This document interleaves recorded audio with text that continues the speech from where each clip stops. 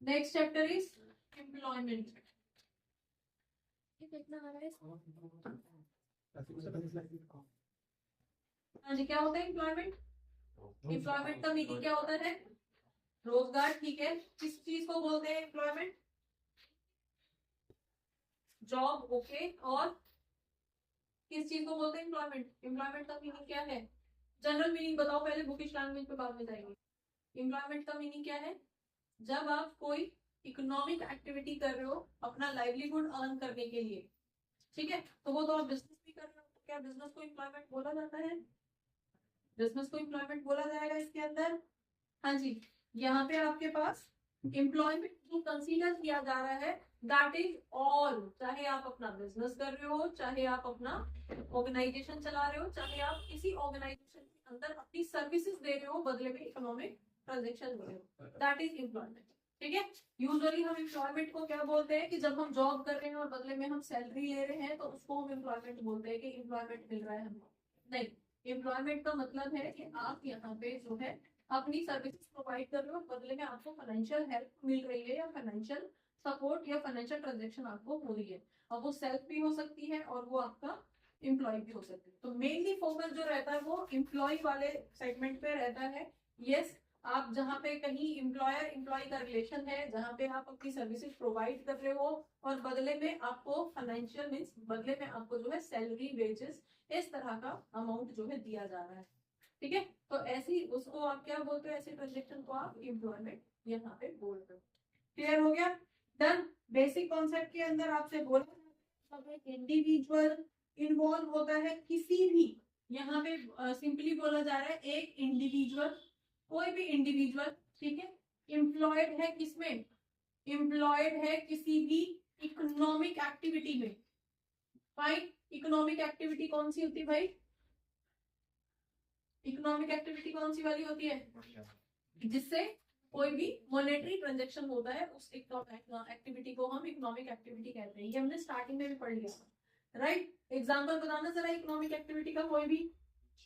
हाँ जी, teaching, yes teaching हो सकता है, घर में पढ़ा रहे हो तो नॉन इकोनॉमिक है, अपने बच्चों को पढ़ा रहे हो नॉन इकोनॉमिक है, यही आप बाहर पढ़ा रहे हो पैसों के बदले में पढ़ा रहे हो, वो आपका इकोनॉमिक एक्टिविटी हो जाती है। ठीक है, तो यहाँ पे कोई भी इंडिविजुअल कोई भी इकोनॉमिक एक्टिविटी कर रहा है और बदले में क्या कर रहा है? वो अपना लिविंग या लाइवलीहुड अर्न कर रहा है, ऐसी एक्टिविटी को हम एम्प्लॉयमेंट कहते हैं। इस सिचुएशन को हम एम्प्लॉयमेंट कहते हैं। फाइन, नाउ पॉइंट आता है वर्कर। वर्कर कौन है? वर्कर कौन है भाई? जो भी एम्प्लॉय मतलब जो भी एम्प्लॉयमेंट अवेल करने की सिचुएशन में है उसको हम वर्कर कहते हैं। अब जैसे कि यहाँ पे बच्चे क्या वर्कर होंगे? जब बच्चों को टोटल पॉपुलेशन हमारे पास जो भी है उसके अंदर जो बच्चे हैं, बच्चे मतलब जो बिलो 18 है, हमारी कंट्री के नॉर्म्स के अकॉर्डिंग बिलो 18 ईयर्स वर्कर में काउंट नहीं होगी, वो पॉपुलेशन हमारी वर्कर में काउंट नहीं होगी। दूसरा, अगर अबव 60 ईयर्स बोला जा रहा है तो अबव 60 ईयर्स भी जो ओल्ड हो गए हैं, सीनियर सिटीजन हो गए हैं, उनको भी हम वर्कर वाली कैटेगरी के अंदर काउंट नहीं करते। तो मेनली वर्कर कौन से होंगे? पॉपुलेशन का वो पोर्शन जो कि आपका 18 से 65 ईयर्स के अंदर, 18 से 60 मतलब 60 ईयर्स के अंदर आती है, उस पॉपुलेशन को हम वर्कर कहते हैं। क्लियर हो गया? मतलब जो कंट्री के अंदर वर्क करने की सिचुएशन में है, इस एम्प्लॉयमेंट को अवेल करने की सिचुएशन में है, उसको हम वर्कर कहते हैं। क्लियर हुआ? यहाँ तक समझ में आ गया? अब nature of employment in India. Employment कितने तरह का होता है हमारी कंट्री के अंदर? अगर हम एम्प्लॉयमेंट देखें तो प्राइमरी सेक्टर के अंदर एम्प्लॉयमेंट आ रहा है, होता है, लोग अपने खेतों में बिजी हैं, एम्प्लॉयड हैं, वहां से भी इकोनॉमिक ट्रांजेक्शन कर रहे हैं। आपका सेकेंडरी सेक्टर के अंदर भी होता है, मतलब सेकेंडरी सेक्टर कौन सा होता है? सेकेंडरी सेक्टर कौन सा भाई? Primary sector, secondary sector manufacturing वाला। ठीक है, तो मशीनरी आप अपने बिजनेस रन कर रहे हो या फिर आप कहीं बिजनेस के अंदर जॉब कर रहे हो, तो दोनों ही केस में आप सेकेंडरी सेक्टर के अंदर अर्न कर रहे हो। ठीक है, और tertiary sector, yes tertiary sector मतलब इन दोनों को कनेक्ट करने वाला जो है वो आपका टर्शरी सेक्टर होगा। तो ये आपका यहाँ पे नेचर के अंदर आ जाएगा, चाहे आप सेल्फ एम्प्लॉयड हो, चाहे आप कहीं पे दूसरे के यहाँ पे जॉब कर रहे हो, एम्प्लॉयमेंट ले रहे हो, ठीक है, सैलरीड एम्प्लॉयमेंट ले रहे हो, तो वो केस जो है हमारे नेचर ऑफ इसके अंदर आ जाएंगे। नंबर ऑफ वर्कर से रिलेटेड आपको बहुत सारा डेटा यहाँ पे दे रखा है 471 मिलियन। यहाँ पे जो लेटेस्ट डेटा आपकी बुक के अंदर दे रखा है वो 1718 का दे रखा है। तो यहाँ पे कितना डेटा दे रखा है 481 मिलियन। क्लियर? मिलियन पीपल थे तो जो आपके वर्किंग पॉपुलेशन के अंदर आ रहे थे, जो वर्कर बोले जा रहे थे। लेकिन अब तो वैसे भी कितने ईयर्स हो गए हैं, 5-6 साल तो इसको निकल चुके हैं, राइट? तो अब तक इसकी जो नंबर रही होगी वो बहुत हाई होगी। अब तुम ये अपने गूगल से सर्च करके बताना जरा अभी वर्कर्स कितने होंगे हमारी कंट्री के अंदर, ठीक है? नाउ नेक्स्ट आ जाता है लेबर फोर्स। वर्कर क्लियर हो गया? लेबर फोर्स, लेबर फोर्स का मतलब क्या है? हाँ जी, लेबर फोर्स का मीनिंग क्या है? लेबर फोर्स वो सारे लोग हैं, जैसे ये वर्कर्स था, वर्कर का मीनिंग क्या था? डिफरेंस यहीं पे ही कई बार कंफ्यूजन हो जाती है। वर्कर का मीनिंग क्या है? जो इस एज के अंदर आता है, 18 टू 60 ईयर्स के बीच में आता है वो वर्कर है, ठीक है? लेकिन लेबर कौन होती है? लेबर वो होती है जो एक्चुअली काम कर रहे हैं, एक्चुअली जॉब कर रहे हैं, कहीं ना कहीं से लाइवली वो अर्न कर रहे हैं। जैसे बहुत सारे लोग आपके नोन में होंगे जिसको बोलते होंगे कमाता धमाता कुछ है नहीं, पड़ा रहता है, तो क्या वो लेबर है?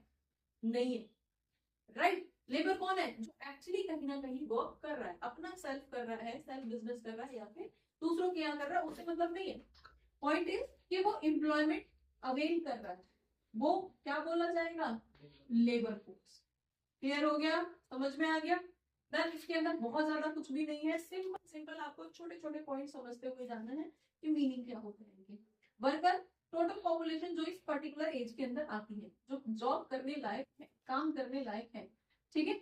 और वर्कर लेबर कौन होगा? जो एक्चुअली में कर रहे हैं, ठीक है? तो यहाँ पे आपके पास क्या आ जाएगा?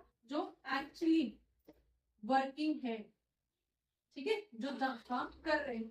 और वर्किंग तो बहुत सारे लोग हो सकते हैं, लेकिन इनमें से जो एक्चुअली कर रहे हैं वो हमारी लेबर फोर्स बोली जाएगी, ठीक है?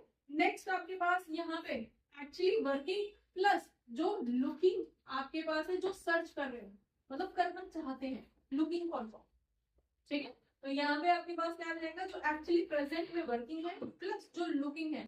लाइक आप ग्रेजुएशन करके निकल रहे हो, पोस्ट ग्रेजुएशन करके निकल रहे हो और आप काम करना चाहते हो, आपके पास स्किल्स हैं and you are looking for the job, ठीक है? तो उनको भी हम लेबर फोर्स के अंदर काउंट ही करेंगे।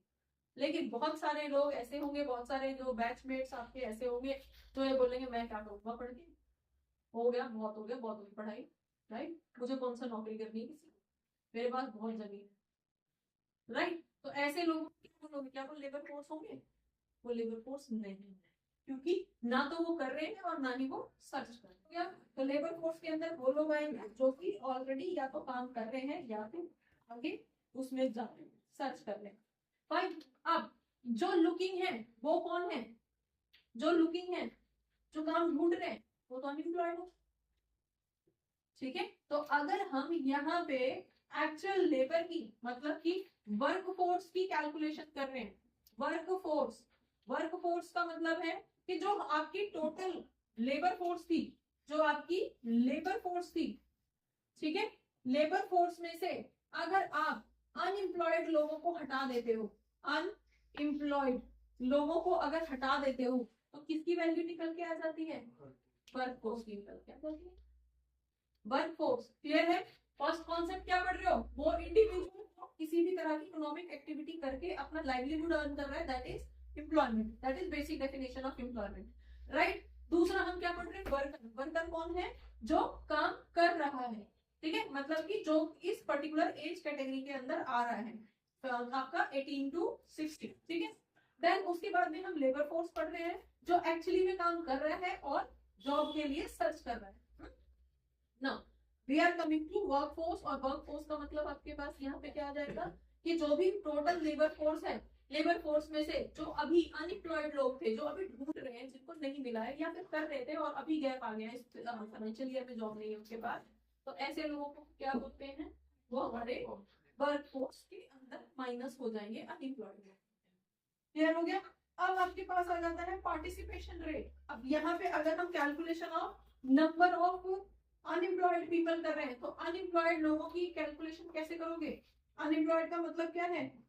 कौन कौन से लोग हैं अनएम्प्लॉयड? अगर हमें यहाँ से इन अनएम्प्लॉयड लोगों की कैलकुलेशन करनी है तो क्या हो जाएगा, ये इधर आके माइनस हो जाएगा। ठीक है, तो पॉइंट क्या रहेगी, हम तो अनएम्प्लॉयड लोग जो है, अनएम्प्लॉयड पॉपुलेशन जो है वो क्या रहेगी, unemployed population to labour force. तो लेबर फोर्स तो हमारे यहीं पे है, उसमें से हम वर्क फोर्स को माइनस कर देंगे तो हमारे पास अनएम्प्लॉयड पॉपुलेशन निकल के आ जाएगा। समझ आ गया यहाँ तक, क्लियर है, डन। अब अगर हमें ये वर्क फोर्स अनएम्प्लॉयमेंट डालना है, रेट मतलब जब हम किसी की चीज को, रेट अनएम्प्लॉयमेंट जो बोला जाता है कंट्री के अंदर बोला जा रहा है कि अनएम्प्लॉयमेंट कितना है, बोलते ना 10% है, 5% अनएम्प्लॉयमेंट है, तो वो परसेंट क्या है, वो यही है जो आपको जो आप यहाँ पे कैलकुलेट करते हैं, रेट ऑफ अनएम्प्लॉयमेंट। कहते हैं हमारी कंट्री के अंदर इतने परसेंट का अनएम्प्लॉयमेंट है, तो इतने जब भी हम किसी चीज को परसेंट के अंदर कैलकुलेट करते हैं तो वो क्या बन जाता है, उसको क्या बोलते हैं, रेट ऑफ अनएम्प्लॉयमेंट। ठीक है, रेट ऑफ अनएम्प्लॉयमेंट कैसे कैलकुलेट करेंगे हम, नंबर ऑफ अनएम्प्लॉयड पीपल, यहाँ पे क्या आ जाएगा, नंबर ऑफ अनएम्प्लॉयड, ठीक है, अनएम्प्लॉयड पीपल, ठीक है, डिवाइडेड बाय अनएम्प्लॉयड जो यहाँ पर जॉब नहीं थी, divided by total labour force. ठीक है, तो टोटल लेबर फोर्स आपके पास जितने लोग, लेबर फोर्स, अब लेबर फोर्स क्या थी ये क्लियर है, लेबर फोर्स कौन सी थी, वर्किंग प्लस लुकिंग।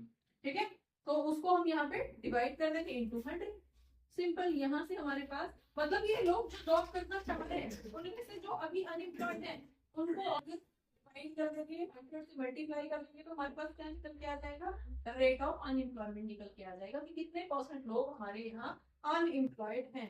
क्लियर हो गया, डन। अब work force participation rate, work force participation का मतलब क्या है, participation of people in employment. Participation of people in employment का मीनिंग क्या है कि टोटल पॉपुलेशन में से कितने लोग हैं जो एम्प्लॉयमेंट में पार्टिसिपेट कर रहे हैं। टोटल पॉपुलेशन कितनी है, हमने पहले ही इसको सेग्रीगेट कर दिया कि टोटल पॉपुलेशन सपोज हमारी जो भी है 200 करोड़ की है, 150 करोड़ तो है ही, ठीक है, 150 करोड़ की हमारी पॉपुलेशन है, उसमें से सिर्फ इन लोगों को हमें लेना है, राइट। उसमें से भी कितने लोग वर्क कर रहे हैं, तो वो लोग पार्टिसिपेट कर रहे हैं इकोनॉमिक एक्टिविटी, एम्प्लॉयमेंट में।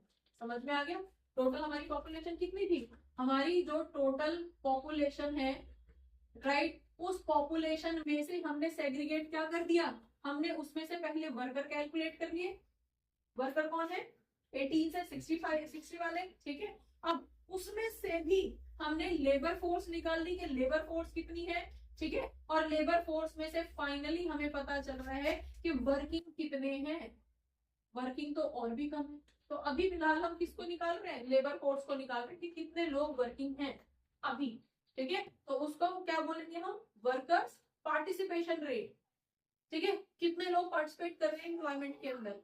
तो कितने, किस तरह से इसको कैलकुलेट करेंगे, टोटल नंबर ऑफ वर्कर्स कैसे निकालोगे, फॉर्मूला बताना जरा यहाँ पे। हमारे पास क्या हो जाएगा, टोटल पॉपुलेशन, क्लियर, हाँ जी, सॉरी टोटल पॉपुलेशन नहीं, total number of workers, workers निकाल रहे हो ना, total number of workers divided by total population, done. अब क्या निकला ये, हाँ जी, total workers divided by total population, total population में से वर्कर्स कितने हैं, कितने परसेंट है, उनका पार्टिसिपेशन क्या है, वो हम यहाँ पे इस तरह से निकाल लो। परसेंटेज के अंदर करना है इनटू 100 कर दो, नॉर्मली निकालना है नॉर्मली, किसी भी फ्रैक्शन में, क्योंकि रेशो एनालिसिस तो आपने पढ़ा हुआ है, तो किसी भी रेशो में इसको दिखा सकते हो। समझ में आ गया, परसेंटेज में दिखाना है 100, क्या निकल के आएगी, वर्कर्स पार्टिसिपेशन रेट, क्लियर, समझ में आ गया। चलिए आगे आपको यहाँ पे कुछ कुछ वैल्यूज दे रखी हैं कि मैन का रूरल के अंदर कितना पार्टिसिपेशन था, अर्बन के अंदर मैन का कितना पार्टिसिपेशन था, ये टोटल कंप्लीट डेटा है, ये आपको पढ़ना है, समझना है, ठीक है, और अकॉर्डिंगली एग्जाम के अंदर अगर इस तरह का क्वेश्चन आता है तो लिख के आना है, सपोर्ट करना है अपने आंसर को, इस तरह के टेबल्स बनाना, डन, क्लियर है। अब यहाँ पे सबसे बड़ी प्रॉब्लम ये है कि याद नहीं होता है ना, क्योंकि कभी पढ़ते ही नहीं है, पढ़ोगे तो क्यों नहीं याद होगा। चलिए बच्चों, होपफुली बहुत सारे डाउट्स इस क्लास से रिलेटेड, इस टॉपिक से रिलेटेड आपके क्लियर हुए होंगे इस क्लास को देखने के बाद में। अगर रियली आपके कुछ डाउट्स क्लियर हुए हैं, आपको ये क्लास अच्छी लगी है, तो आप इसको लाइक करिए, सब्सक्राइब करिए और अपने फ्रेंड्स के साथ शेयर करिए। Thank you for watching. Keep watching, keep learning, and don't forget to share. Keep sharing. Thank you.